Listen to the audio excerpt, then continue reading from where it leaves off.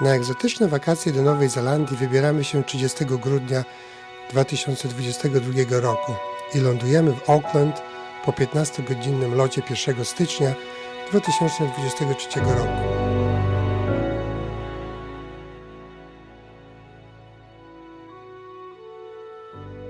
Po krótkim jednodniowym pobycie w Auckland wybieramy się do miejscowości Matamata. To tutaj mieści się farma, na której Peter Jackson kręcił trylogię Lord of the Rings, czyli Władcę Pierścieni. Hobbiton Movie Set jest niewątpliwie bardzo atrakcyjnym miejscem wartym zobaczenia. So this you can't open up? This one? Unfortunately not. We can't go inside this because our gardeners have so much shut. Sorry, I meant the mailbox. You said Oh, this the is one of mailbox, the few yes. that can be opened. Yeah. So that's where we had The ring. the shocking proposal. The ring, yeah. So the actual set that they used for inside the house was somewhere else? Or was Yes. it on? Okay. So you can see a tiny bit of the inside that is decorated. That's actually just to give an illusion. There's a beautiful hobbit hole inside, but of course I'm here to ruin the movie magic. When you open up that door, it looks exactly like the painted hobbit hole or the other hobbit hole interiors you saw before. All the interior shots, they were done in studios in Wellington, so they could create different sizes. Wyspa Północna jest bardzo aktywna wulkanicznie. Mount Ruapehu i jej okolice są centrum sportów zimowych, a latem licznych wypraw wspinaczkowych. My decydujemy się na stosunkowo krótką wspinaczkę do wodospadu Taranaki Falls. W okolicy są liczne miejsca wykorzystane podczas filmowania Władcy Pierścieni. We are heading back from all pilgrimage to Mount Doom Tutaj weź. as a tribute to nie? to Frodo Baggins. Dobra.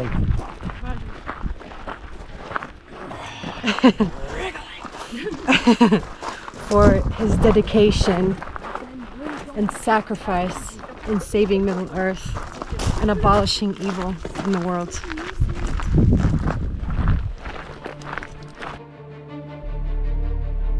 Nasz niemalże 100-letni hotel Chateau Tangariro mógłby służyć do kręcenia horroru podobnego do amerykańskiej produkcji Shining.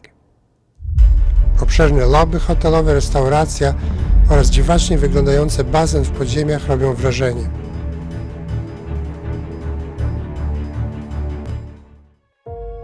Po krótkim pobycie na Wyspie Północnej kierujemy się na południe i samolotem Air New Zealand lecimy do Christchurch. Miasto zostało poważnie uszkodzone przez 2 trzęsienia ziemi około 10 lat temu i powoli się odbudowuje. Tramwaje są tutaj wielką atrakcją i udaje się nam złapać ostatni kurs dnia. Znana katedra kościoła anglikańskiego jest cały czas w remoncie. This is our major retail hospitality area. So in front of us we've got 21 restaurants and bars all in a row. Just on the left here, so plenty of choice. Now if you just want a bar, there's quite a few bars. If you're wanting some dinner, there's a number of restaurants. Następnego dnia nastawiamy nasz GPS na hotel Hermitage w okolicy Mount Cook, czyli najwyższej góry w Nowej Zelandii. Po drodze do celu zatrzymujemy się nad jeziorem Pukaki.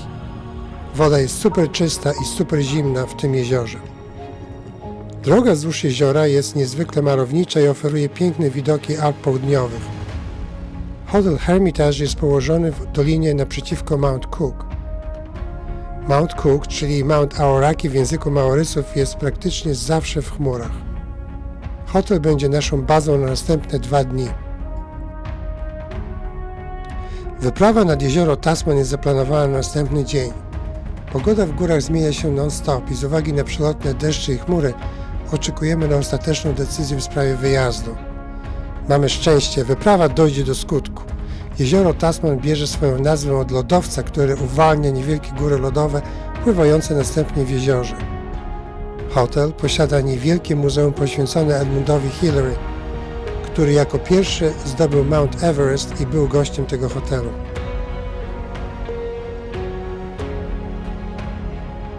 Opuszczamy hotel Hermitage i planujemy następny nocleg w Queenstown.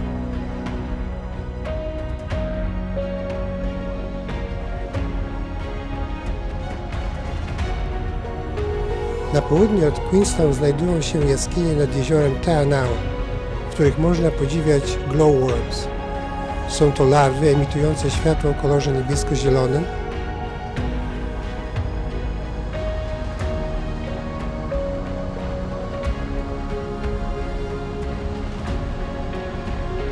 do jaskiń docieramy małym statkiem, a później z przewodnikami poruszamy się w labiryncie tuneli i podwodnych rzek, aby podziwiać glowworms, które przypominają niebo nocą z licznymi gwiazdami.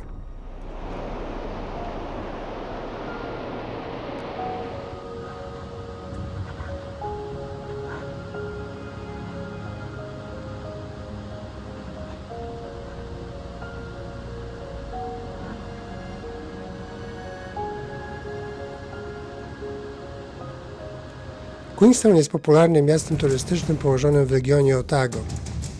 Miasto jest położone nad jeziorem Wahatipu.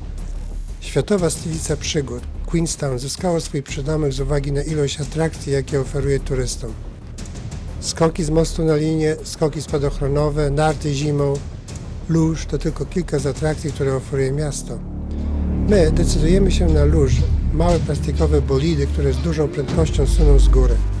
Mają ograniczone możliwości sterowania i hamowania i dostarczają niesamowitych emocji. Ze szczytu jest widoczna piękna panorama miasta i okolicy.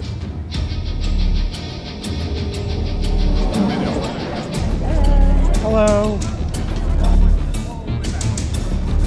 Ostatnie instrukcje i jedziemy z góry.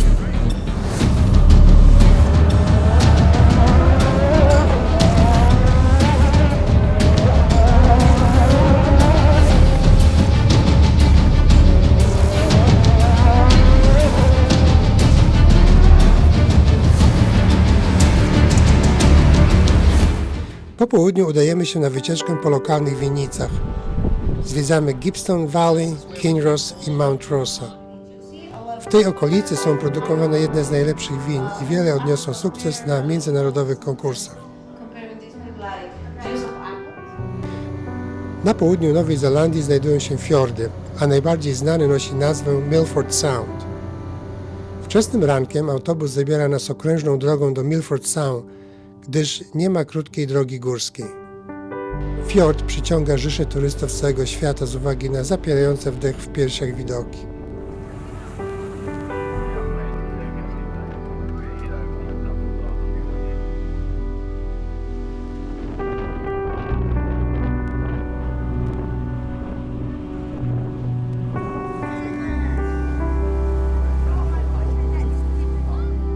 W drodze powrotnej zdecydowaliśmy się skrócić podróż i wybraliśmy lot samolotem. Mam okazję zostać drugim pilotem i spędzić podróż ze starami samolotu.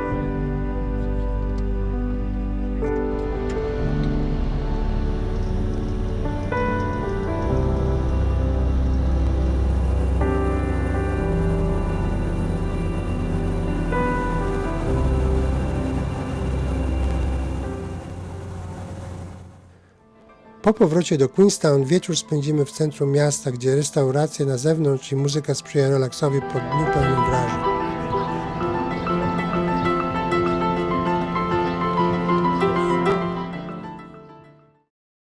Czas ruszyć w drogę, aby zobaczyć rezerwat przyrody na jeziorze Wanaka. Entuzjaści potężnych owadów opisanych przez Davida Attenborough mogą je podziwiać w naturalnych warunkach na małej wyspie na jeziorze Wanaka. Aby tam dojechać, idziemy początkowo wijącymi się serpentynami, a później płyniemy małą motorówką na wyspę. Mamy okazję podziwiać unikalną fauną i florę tej wyspy.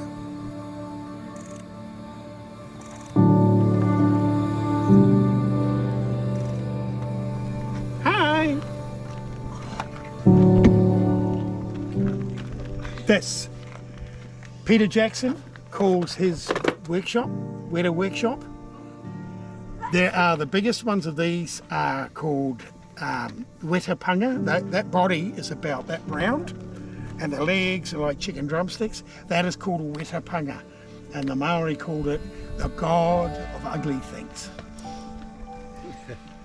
Okay, so this guy's been in the wars. He's been fighting because he's lost both his antennae. So he's been fighting with another male. This is a young, testosterone-filled, I would say equivalent human age of a 19 or 20-year-old male. He's fully mature, It's got a head like a Ukrainian tank. So these are also nocturnal, like that insect.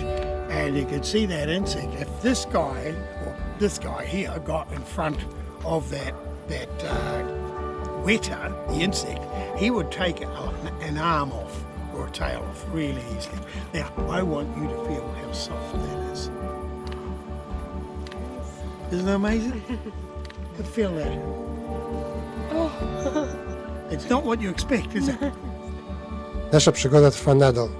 Podróżujemy na północ drogą numer 6 i dojeżdżamy na zachodnie wybrzeże Nowej Zelandii do miejscowości Haast, skąd kierujemy się na północ do małego miasteczka o nazwie Franz Joseph.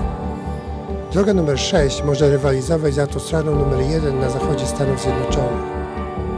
Droga prowadzi przez górzyste tereny, lasy z bogatą roślinnością. Pokonujemy mosty i przejeżdżamy koło dzikich plaż z Alpami Południowymi w tle.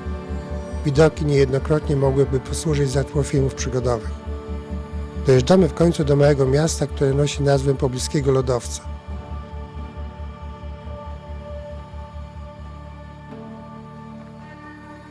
W następnym dniu mamy zaplanowany lot helikopterem.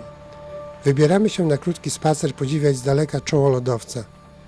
Moje próby lotu dronem szybko studzi znak ostrzegawczy i wysokie kary.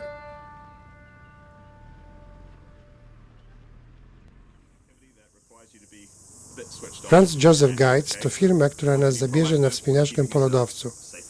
Po krótkiej instrukcji idziemy na lotnisko oddalone kilka minut drogi. Lot na lodowiec zajmie około 10 minut, gdzie wyposażeni w raki i przyczepieni do liny asekuracyjnej będziemy się wspinać przez około 2 godziny.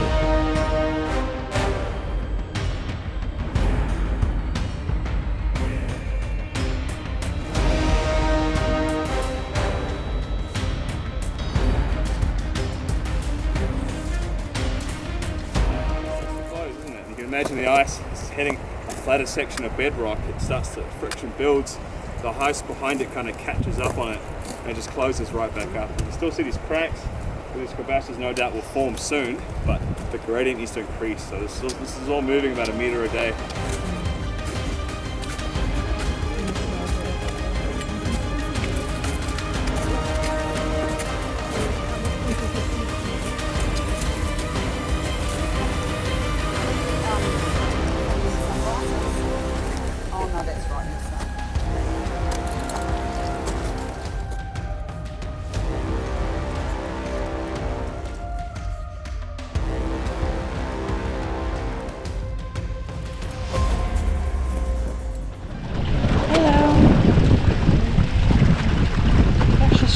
Glacier Explorer.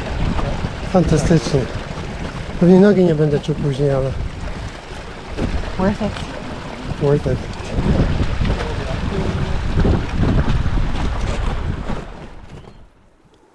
W nocy podejmiemy próbę spotkania kiwi w lesie. Używamy w tym celu zabawek zakupionych w lokalnym centrum kiwi, ale z wyjątkiem licznych possums i glowworms nie natkniemy się na żadne ptaki.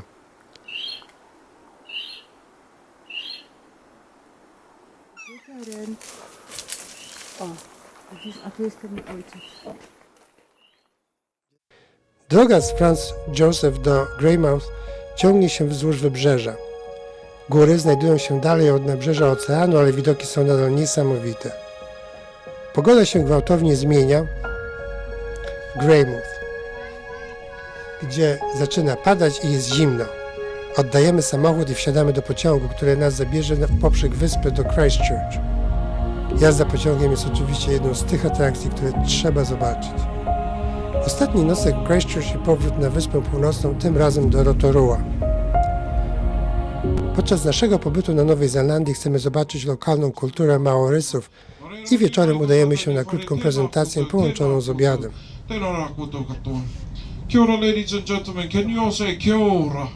Kia ora. Come on, folks, we can do better than that. Everyone say kia ora! Kia ora! Kia ora, ladies and gentlemen. Welcome here to Mitai Māori Village. I'd like to introduce myself this evening. My name is Taumata Whakatangihanga Koba Watamate Aturi Pukaka Pigi Maunga Horonuku Pokai Whenua Ki Tāna Tahu. But you can all call me Jason here this evening, folks. So if you've got any questions, feel free just to yell my name. I'll be more than happy to answer any questions you have here this evening.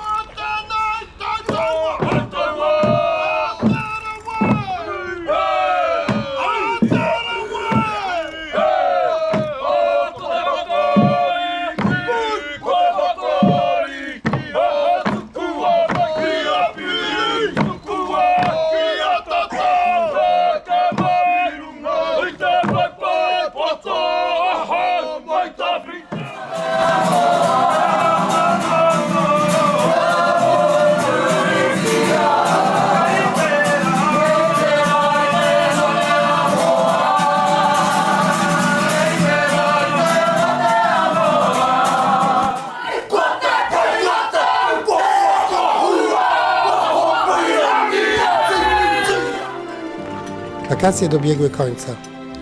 Ziplining w lesie w okolicy Rotorua jest ostatnią atrakcją tych wakacji, które na długo będziemy pamiętać.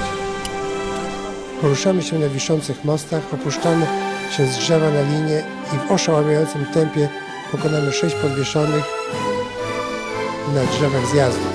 Ziplining było niesamowitą przygodą, tak jak całe wakacje w Nowej Zelandii.